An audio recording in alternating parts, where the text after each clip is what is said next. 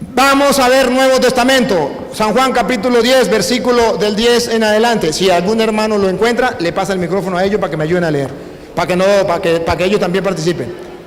San Juan capítulo 10, versículo del 10 en adelante. Dale, Luis, si no lo encuentran ellos, dale usted, el que lo encuentre primero. El ladrón solo viene a robar.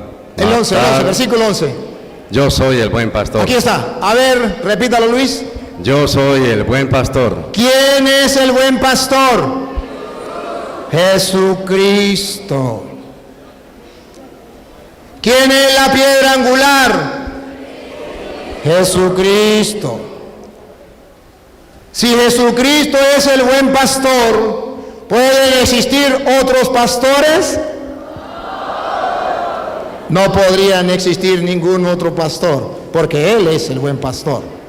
Si Jesucristo es la roca, y solo Él es la roca, y Él es la piedra, y Pedro no puede ser piedra, pues Jesucristo es el pastor, y ellos no pueden ser pastores.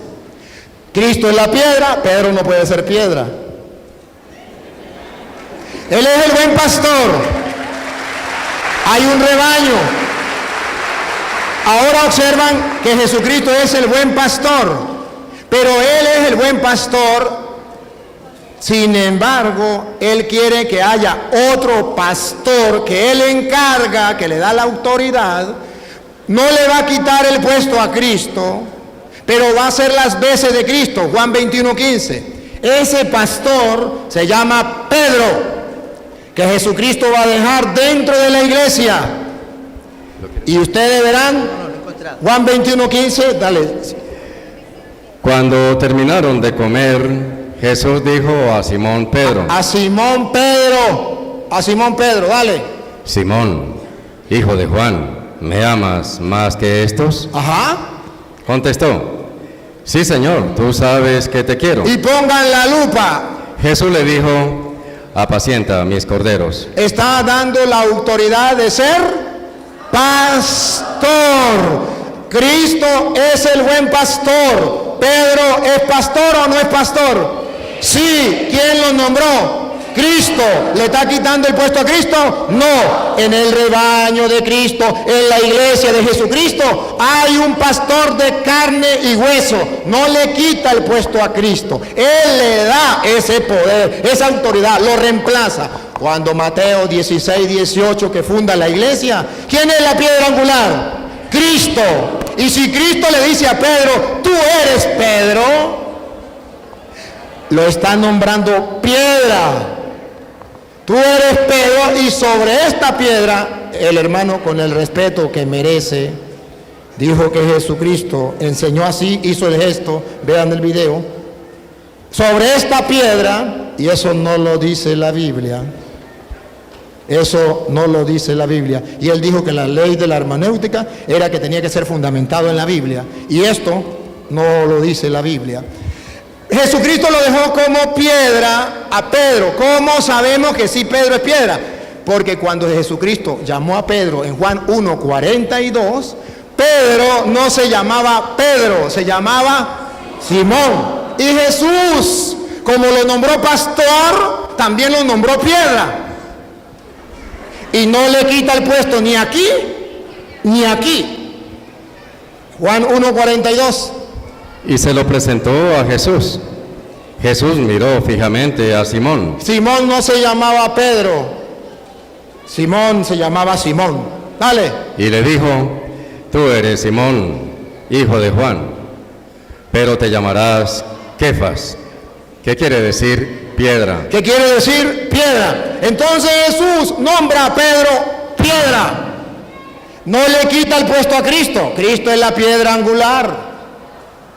Pero Pedro es la piedra humana, visible, de carne y hueso, que va la gente a observar. Cristo es el buen pastor, pero Pedro es el pastor de carne y hueso, humano, pecador, que la gente va a ver, que va a guiar, que va a dirigir la iglesia de Jesucristo. Entonces, hay un jefe, hay un pastor dentro de la iglesia, hay un hombre a quien Cristo le dio la autoridad. Y si ustedes observan en Mateo 16, 18, cuando Jesús le dice a Pedro, tú eres Pedro, ¿y cómo sabemos que Jesús no le dijo, tú eres Pedro y mire bien, sobre esta piedra voy a fundar la iglesia? Porque cuando le dice, tú eres Pedro, lo tiene listo, ¿verdad?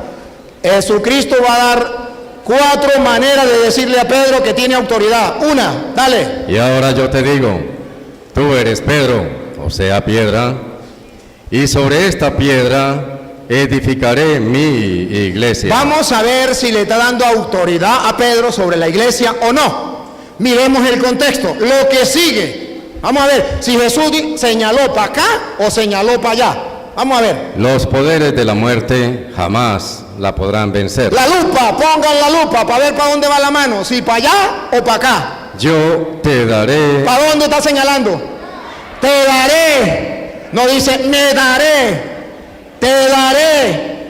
Te daré las llaves del reino de los cielos. Eso es otra manera de decirle que es piedra de la iglesia, porque le está entregando las llaves, le está dando autoridad, lo está nombrando pastor. No dijo, yo me daré las llaves a mí, porque aquí el único que manda soy yo, y yo no tengo representante, yo no tengo pastor dentro de la iglesia, nadie tiene autoridad en mi iglesia sino solo yo. No, le dijo, a ti. Se refiere a Pedro. Te doy las llaves. Otra manera de darle autoridad. Van 2. Otra. Lo que ates en la tierra. Lo que ates. No dijo lo que yo ate. Lo que tú ates. Está hablando con el tú, no con el yo.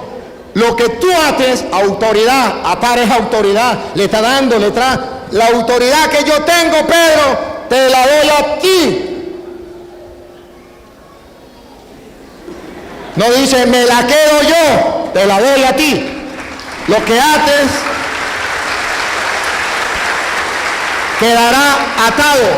Otra. Lo que ates en la tierra quedará atado en el cielo, y lo que desates en la tierra quedará desatado en el cielo. Si analizamos el contexto, podemos descubrir, se le respeta la opinión, pero podemos descubrir que según la Biblia, sí, Jesucristo le dio autoridad a Pedro y lo puso con una autoridad grande, que lo que ate quedará atado, lo que desate quedará desatado, y tiene la llave del reino de los cielos. A eso nosotros lo llamamos pastor de la iglesia, jefe de la iglesia, porque le dijo, apacienta mis. Y el pueblo de Dios no puede andar como ovejas sin. Por eso en Hechos de los Apóstoles, capítulo 20, versículo 28, ya están los cristianos activos, y van a encontrar una iglesia, no 2, ni 3, ni 4, una, la que Cristo fundó. Hechos 20, 28. Una iglesia la van a encontrar ustedes con un guía, con un pastor, pero con una misión. Paren la oreja, con una misión, pongan cuidado. Cuiden de sí mismos y de todo el rebaño, en el que el Espíritu Santo les ha puesto como obispos, o sea, supervisores. Hay un rebaño, el Espíritu Santo puso supervisores, puso obispos. Pastoreen la iglesia del Señor. Aquí, el Señor, ¿cuántas iglesias tiene? Pastoree la iglesia del Señor.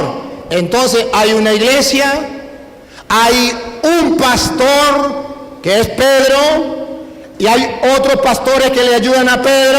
Van a pastorear la iglesia del Señor. Entonces el Señor sí tiene una iglesia. Entonces sí dejó un pastor, que nadie me puede decir que ese pastor era adventista o era evangélico o era nada. Es Pedro, el jefe de la iglesia, y le voy a mostrar por qué de la iglesia católica. Le voy a mostrar.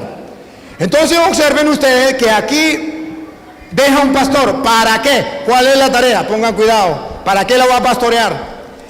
La que él adquirió con su propia sangre. Él la adquirió con su propia sangre, significa que esa iglesia es importante. Vale oro. Dale. Sé, aquí está. Sé que después de mi partida, de que yo me vaya, se introducirán entre ustedes, se van a introducir entre ustedes lobos voraces Siga. que no perdonarán al rebaño. ¿Para qué Cristo dejó pastor? Para que los lobos no dañen las ovejas. Van a llegar lobos que van a destruir la oveja. ¿Y quiénes serán esos lobos? Vamos a ver si vienen del monte, si son animales. Dale. De entre ustedes mismos surgirán hombres que enseñarán doctrinas falsas. Los lobos son hombres. Como los pastores son hombres, los lobos también son hombres. ¿Cómo sabemos que son lobos? Porque enseñan doctrinas falsas. De modo que no cualquier iglesia es la de Cristo. ¿Por qué?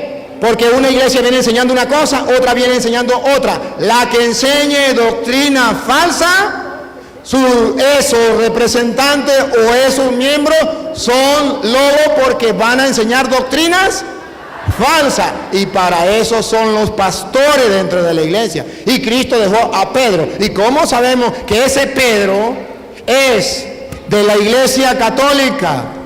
Que es la iglesia católica eso.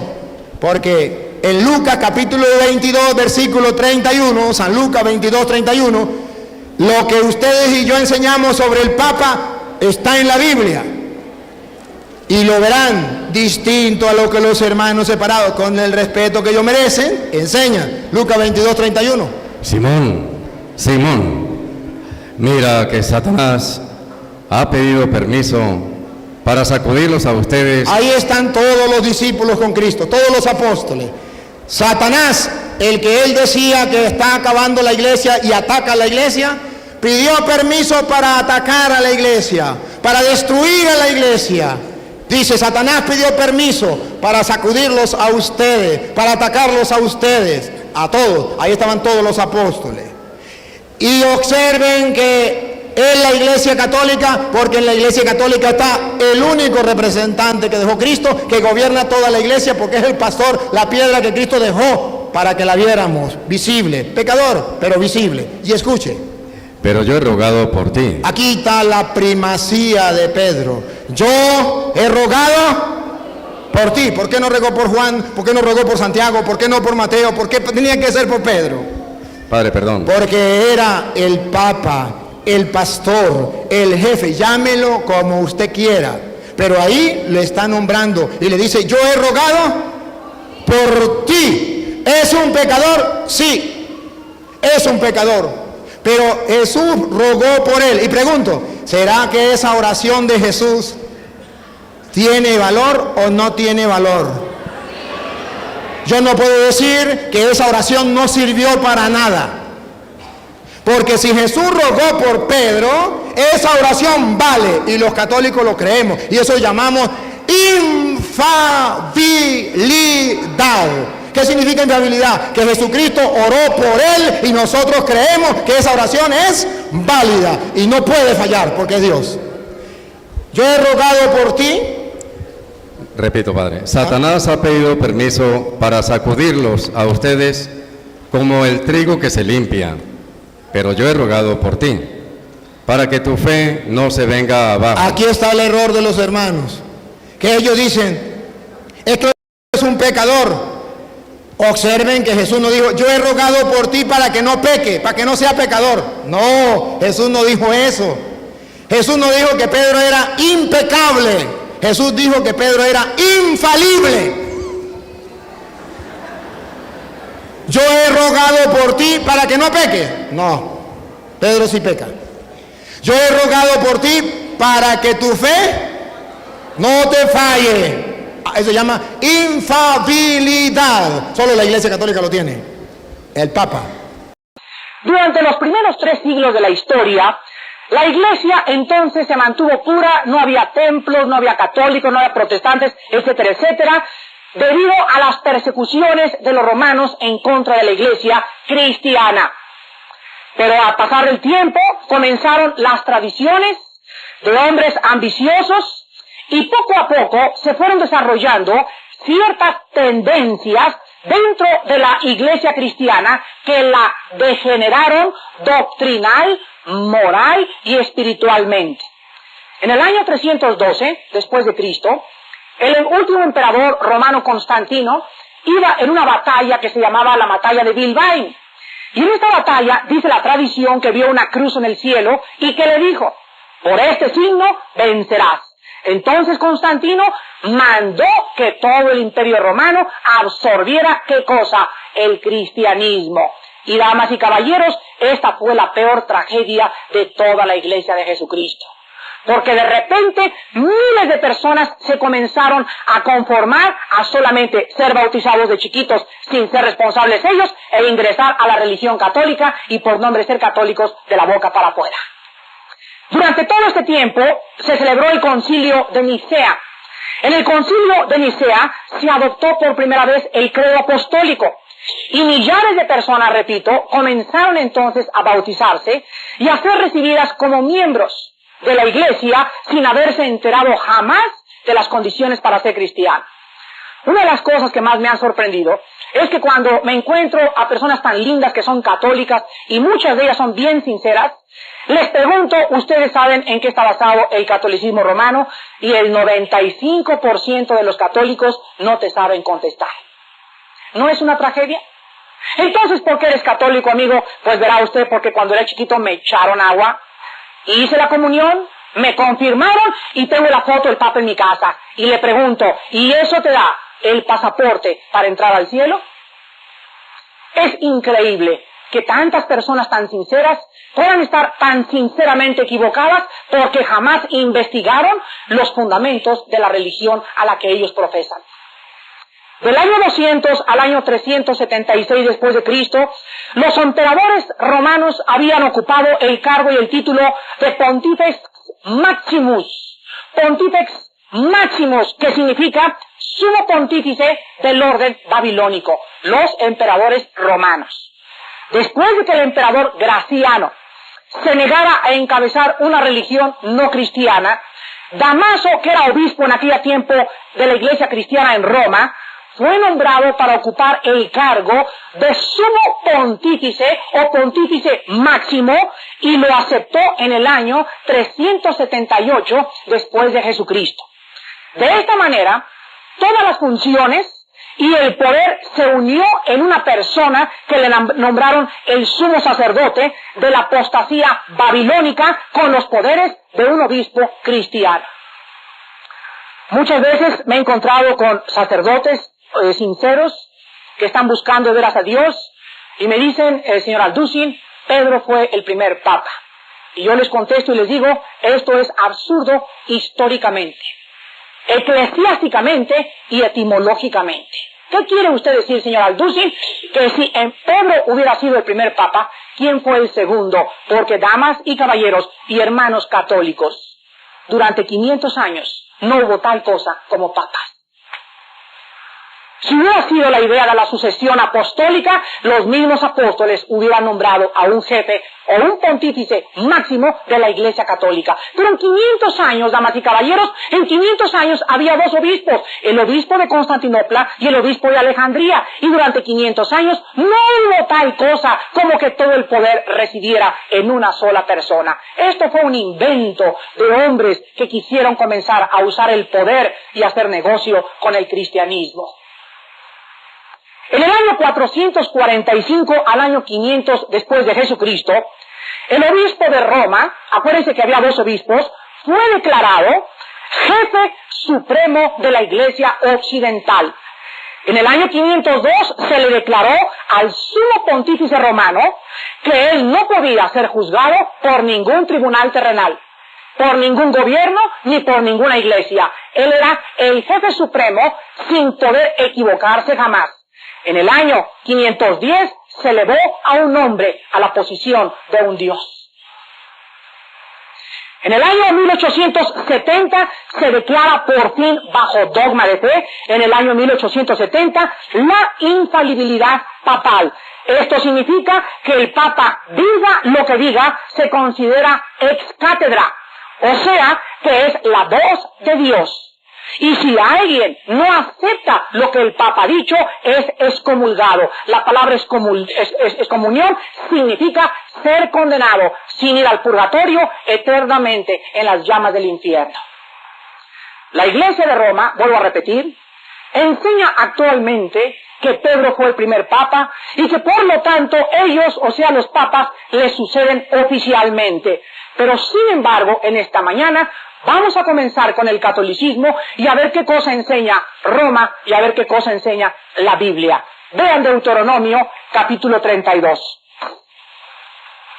Y vamos a demostrar en esta mañana que no solamente en el Nuevo Testamento, sino que también en el Antiguo Testamento, la roca siempre ha sido Jesucristo y nunca Pedro el apóstol. Después examinaremos ese pasaje que usan donde Cristo le dice, tú eres Pedro y sobre esta roca edificaré mi iglesia.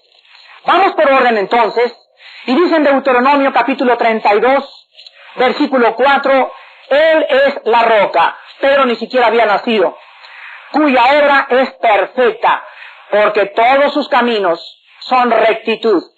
Dios de verdad y sin ninguna iniquidad en él.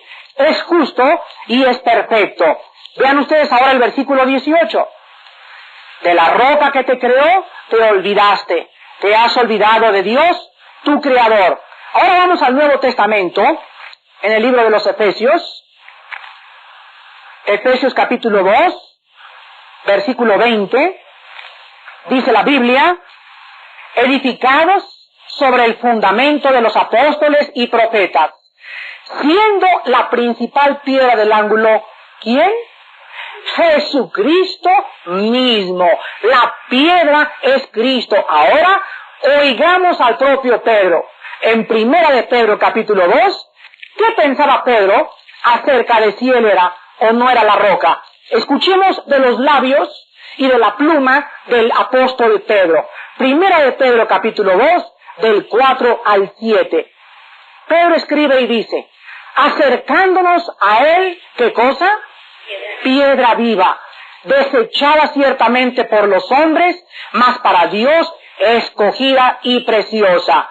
Vosotros también, como piedras vivas, sean edificados como casa espiritual y sacerdocio santo, para ofrecer sacrificios espirituales aceptables a Dios por medio de Jesucristo.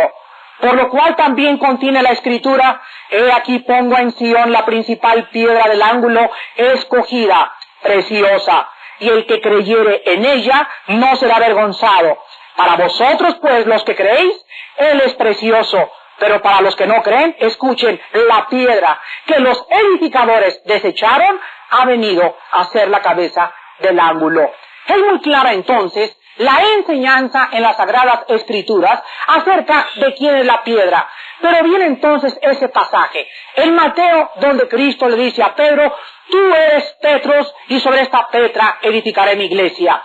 Si nosotros, amigos católicos o personas que me escuchan, no comprendemos el original griego, vamos a tener problemas muy graves. Y si tú agarras este pasaje y construyes toda la doctrina del papado en un versículo sin tomar en cuenta Deuteronomio, ni Efesios, ni Primera de Pedro, te conviertes en un hereje. Un hereje es la persona que infla o saca desproporcionadamente la verdad de su contexto original. Entonces las herejías tienen siempre algo de verdad. ¿Qué significaba cuando Cristo se le acercó a Pedro y le dijo, tú eres Petros? La palabra Petros en el griego es piedra chiquita. Y cuando Cristo le cambió el nombre a Pedro le puso de Simón le puso Pedro y significa piedra pequeña. Y cuando Cristo le dijo, tú eres Petros, o sea, una piedra pequeña, y sobre esta Petra, la palabra Petra es piedra grandísima, es una rocota grandísima, edificaré mi iglesia. Cristo le decía, tú eres una piedra pequeña, Pedro, pero sobre mí, sobre esta Petra que tú estás viendo, será edificada la iglesia. ¿Cómo es posible que Jesucristo pudiera construir su iglesia sobre un hombre? Cuando la misma Biblia dice, no hay justo ni aun uno, perverso y engañoso es el corazón más que todas las cosas. Entonces las enseñanzas de la Escritura son exactamente claras. Ahora, aparte de estas enseñanzas bíblicas, les quiero dar a ustedes otro tipo de defensa completamente que contradice la enseñanza del papado. En primer lugar, todos los papas se han contradecido unos de otros. Les voy a dar un ejemplo. Juan 23 mandó que todos los católicos no necesitaban confesarse para tomar la comunión. Ahora existe un nuevo decreto que un papa hace 3 siglos dijo que el que no se confesara se iría al infierno. La pregunta es, señores católicos, ¿a qué papa le vamos a creer? Un papa dice que tienes que confesarse y otro quita la confesión. Entre ellos mismos no puede haber infalibilidad porque entre ellos mismos se contradicen.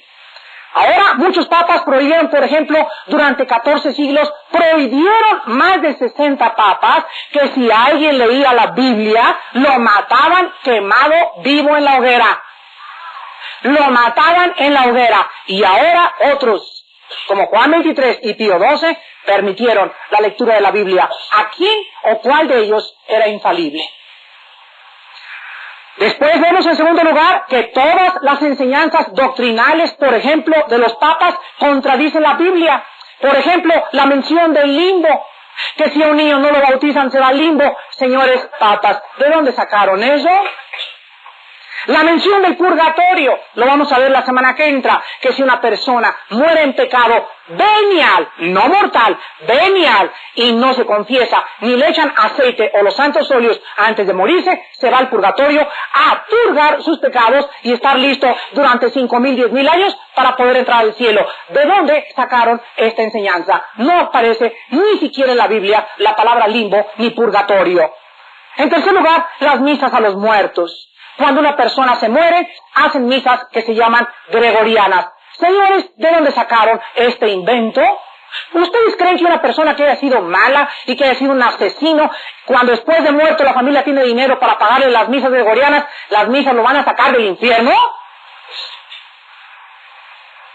Tenemos también, por ejemplo, que solamente la Iglesia romana salva. Si tú no eres católico, tú te vas al infierno. Esto fue la declaración ex cátedra del papado. Las veladoras a los santos, a las vírgenes, los santos óleos, en donde se encuentran todas estas cosas en la Biblia, no tienen absolutamente ninguna base más que tradiciones inventadas por los hombres. Gracias a Dios por el Papa Juan 23. Que abrió la Biblia y ahora miles de católicos están abriendo los ojos y dándose cuenta lo que dijo Jesucristo en Marcos capítulo 7. Este pueblo de labios me honra, mas su corazón está lejos de mí, porque en vano me honran, enseñando como doctrinas mandamientos de hombres, y en verdad invalidan la palabra de Dios con vuestras tradiciones. Amigos católicos, yo les invito en esta mañana a venir a la cruz del Calvario. Yo te invito a que vengas y pongas tu fe en un hombre, en Jesucristo, el Hijo de Dios. Y que tú creas que Él es el Salvador. Su Santísima Madre, la Virgen María, es solamente la portadora del cuerpo de Cristo en su santa y bella matriz que ella tuvo. Pero tu confianza tiene que estar en Jesucristo, el Hijo de Dios. Él es el único Salvador. Y no hay otro nombre bajo el cielo en quien podamos nosotros ser salvos. Ni tampoco hay otro mediador, solamente el nombre de Cristo es el único que puede acercarte al Padre, que en esta mañana te quiere perdonar y quitarte la venda y traerte a la salvación en Jesucristo. ¿No quisieras en esta mañana entregarle su vida?